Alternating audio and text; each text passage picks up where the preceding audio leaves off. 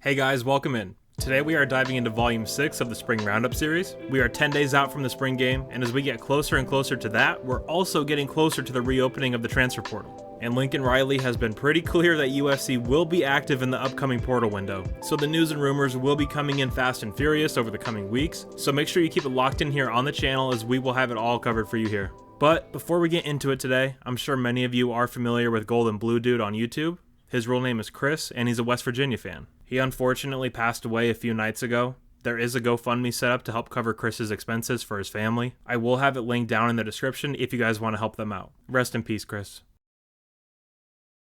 Okay, so on to the Roundup. So as usual, first up in the Roundup is the head coach, Lincoln Riley. Coach was asked about second-year tight end Carson Tabaracci as he transitioned from linebacker to the offensive side of the ball earlier this offseason. Well, there hadn't been much process just because he's been hurt. You know, I mean, obviously the back surgery was a big deal, and then he's had a couple of small setbacks early this year, which he's been able to battle through. So I mean, honestly, we really haven't even talked positions much with him. I mean, we brought him in originally, obviously on the defensive side. We knew he had obviously played both in high school and had started to play both at Utah, so yeah, it just as this has evolved and we finally been able to see him do some things physically, really for the first time. We had a talk with him early this semester, just looking at the depth chart, saying, you know, hey, you may have a pretty good opportunity offensively, and he was all for it. I think it's deep down where he wanted to play as well, and so yeah, he's coming to a good situation. He's getting a lot of reps. He's getting a look. And his skill set's good for it. I mean, he's a physical kid, and he catches the ball well. And he's for missing as much as he has, and kind of first time in our offense, and really first time doing this much load physically. He's handled it well.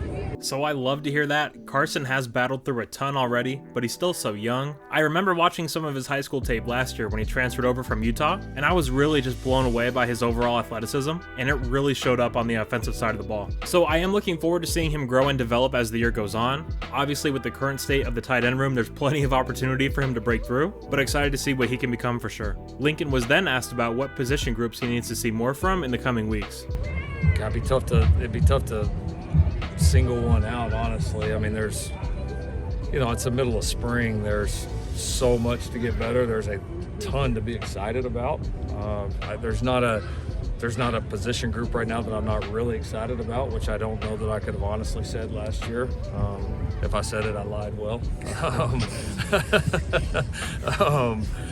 but really, there's a lot to unfold. There's going to be so many more position battles, and there'll be a lot of different ebbs and flows with this group through the end of spring and obviously into the fall, that it'll be really interesting to see it all play out. And obviously we're going to add, you know, the rest of our high school signees and probably a couple more transfers before it's all said and done as well. So no, I mean, I think you got other than position groups, kind of just your classes of guys, right? You've got your new freshmen that are all promising, that need to grow up and show they're going to be contributors and they can consistently do it at this level. You got your returners that have improved, but you want to see them continue to do that, and then obviously the transfers fit somewhere in the middle. Yeah, I mean, we're a little over halfway through now. Kind of the bulk of our scrimmages left, you know, and to be able to get into some of those live situations and, you know, really watch us tackle, really watch us have the opportunity to run through tackles and finish blocks and then get off blocks defensively. I mean, I would say with the remaining practices we have, 2 of them being primary scrimmages, both this Saturday and then obviously the spring game. You know, those will be, I think, the 2 things we'll be paying attention to most as a coaching staff.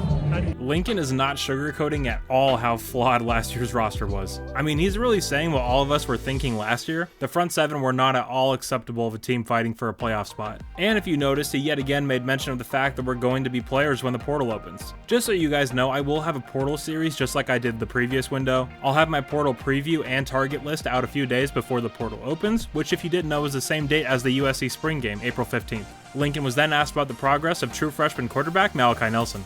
He's done well. You know, we're repping those 3 guys along with Jake Jensen. We're giving them all a little bit.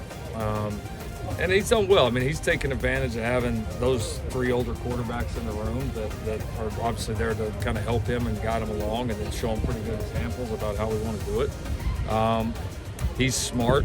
He retains things well. He's a little bit like Tabo right now. I mean, coming off not an ideal offseason from an injury standpoint. You could tell he's not 100%, but the mental work that he's getting right now is great and will pay dividends. So I'm impressed with some of his recall and the things he's doing as a freshman. But he's learning a lot, which will set the stage for him to really go have a great offseason like he's going to need, both physically and mentally, to be ready to compete with us. This offseason is all about the mental side for Malachi. This is when that foundation is laid, and if things go according to plan, we won't be seeing him at all this year. We need Malachi to get healthy and learn this offense inside and out to be ready for 2024. Next, Lincoln was asked about the difference in his approach to recruiting last year as opposed to this year. I mean, you're obviously talking about the future, but when we came in here and not had one game yet, there's so much projection, and like everybody's trying to have to figure out, it's like this vision that's out there that nobody's seen anything of, and either you want to be a part of it or you don't, where now there's some context and some validity to it, and I think you can tell. I think some of being able to start to recruit some of these positions, especially some of the key positions that are most difficult to recruit, being able to start to build those relationships a year or multiple years in advance, which is required, is very, very important. Listen, we were fortunate in year one that there was a lot of guys throughout the country that we had already, built relationships established. It's just when we were working at a different place. And obviously, several of those guys, ended up here as Trojans. So that worked out well for us. But now being able to really get settled here, I think we know as a staff, like, so much more about the place and what our guys can expect, that we're, I think, a little more educated on it. And then I think, of course, we're trying to capitalize on the momentum. I mean, there's just so much momentum around this place, both with the season last year and what's upcoming, and there's going to be some cool announcements coming up here soon that are just going to add to that. So we're we feel that within our walls, and I think our recruits feel that when they communicate with us, and they certainly see it when they get on campus. So what do you guys think those cool announcements are? New facilities, something new with NIL? My hope is facilities. We've got to get that ball rolling. Next up, we have offensive lineman Cooper Lovelace as he discusses the difference in physicality from last year's defense to this year's. There's some elite guys that are in here that are stepping up at different levels, that they brought in new guys and guys that are making strides. That there's definitely more physicality at the line of scrimmage. Whether it also be from backers too, not just the front, like the D-line linebackers coming in there, they're thumping too. It's definitely a more physical matchup this spring. It feels like there's more intensity in these practices. Not that last fall was not intense, but they're really, like, everyone's chasing it. We're chasing it pretty hard right now, and so it's nice to get that nice little extra thump in practice. But I can tell you right now, we're bringing the heat, both sides. Now that I know for sure is music to your guys' ears, but with the additions to the defensive front, you would hope that that's the case. But the way Cooper said that there, you can tell he's being honest and truthful, not just toting the company line like some players did during the Helton era. So love to hear that. Cooper was then asked about chemistry with all the new transfers, which in typical offensive line fashion turned into a conversation about tacos. Have a listen. How are you guys gelling so far this spring? Dude, we're boys. We go get food all the time. We hang out all the time. Spring break, we got a good group chat together without the coaches. We send each other funny memes, all that stuff. We get along like nobody's business. A lot of people on the outside of buildings think that it's a problem when you got guys transferring in and out, but like here it's such a professional, such a fun relate. Like there's no like hostility, no like don't like each other behind the back. Like we're one brotherhood after another, and everyone gets along. Everyone texts the group chat. We getting tacos tonight. I told Scott about where to go, where we hit normally on Tuesdays and Wednesdays. You have to share that with us. Yeah, so there's a spot, Angel Tijuana's Tacos, that we go. Probably we kill about 40, 50 tacos, couple burritos. The whole O-line goes as a group together. So if you ever need some taco recommendations, go to Angel's Tijuana downtown, about 15-minute drive. We all eat. Yeah. You know exactly what I'm talking about. It's gas. And so we'll get together, we'll all text each other sometimes in the night, just like, what do you want to do, or what we're going to do this weekend, or after practice, are we going to go get lunch or something on Saturdays, because we practice kind of like mid-afternoon. So there's no hostility in the O-line room. We bonded just like we've been here 5 years together. Who eats the most? Who eats the most? Oh, wow. So when we go Korean barbecue, it has to be Andreas Duerk. He might bankrupt the place. Genuinely, I mean, he can put some food down, but wow, that's a tough question. Beforehand, it was Voorhees for sure. I think Didi stepped into the role of the most food can get put down. I think Justin's got that one right now, but it depends on the food. So either Justin or Andreas Duerk, with the most food can be consumed in one sitting. It's borderline unholy.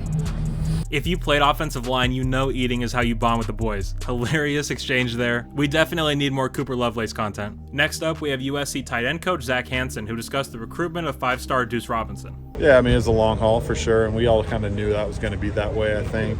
He was very open and honest with us from the beginning, and he's just such a good kid. I know a lot of you guys have had a chance to visit with him, and he just puts a smile on your face. Just a good kid to talk to, and so we had a lot of real conversations with him and the family, and definitely some highs and lows throughout the whole thing, but just kind of stayed true to who we are, and knew that if we just kind of mapped out that plan for him and showed him that we had everything figured out in regards to what we wanted to do and how it all worked for him, that in the end we were going to get him. So it was a fun process overall, but glad that he ended up choosing us. And when you did get him and you found out, what was your instant reaction? I mean, obviously fired up. It was almost like surreal, like, is it finally going to happen? So yeah, I mean, it was a great deal because we got a lot better as a team. Great kid too, and that's the important thing. If there's one common theme that both coaches and media members hit on in regards to Deuce Robinson, it's the type of person he is and the character that he possesses. Another thing is Lincoln and the staff from day one have preached that character and culture fit is placed above all else, and so far they've appeared to follow through on that. I mean, there's just a lot of good human beings on this USC team, but I love that from Coach there. You can really see the relief on his face. No doubt this recruitment in particular was extremely exhausting, not just for him, but for the entire recruiting staff. And last up for today, we have fan favorite running back Darwin Barlow discussing what he can do to earn more playing time and move up on the depth chart. Just keep showing up every day, and then when I show up, make sure I bring what I need to bring, like just showing the coaches that they can trust me, that I got this on the field, that they put me in, that I'm going to produce every time, and just keep competing. They told us this quote earlier this week, opportunity waits for nobody. So when the opportunity comes, just got to make the most of it and make sure I take advantage of it when it comes. So, I'm just thankful to be in this position, thankful to be around these coaches. I know when I do get the opportunity, I'm going to make the most of it for sure. Now with Darwin, I've said it before and I'll say it again, he is too good to not be a prominent player. He just is. I don't want him to leave because I think he's a great dude and a great player, but at the same time, I wish he could be the primary running back for somebody because his talent warrants that. But I do think if he can take that next step, especially in pass pro, then he can have a role on this team. I mean, Austin Jones got better throughout the year last year, but pass pro was a huge struggle for him. That could be Darwin's path to the field. All right, guys, that will do it for the roundup today. Big shout out to USC Baseball for getting another win last night. I do plan on making some baseball content soon, so be on the lookout for that. And again, I do have Golden Blue Dude, aka Chris's family's GoFundMe, linked down in the description. Thank you all so much for your support. You're all awesome, and as always, take care and fight on.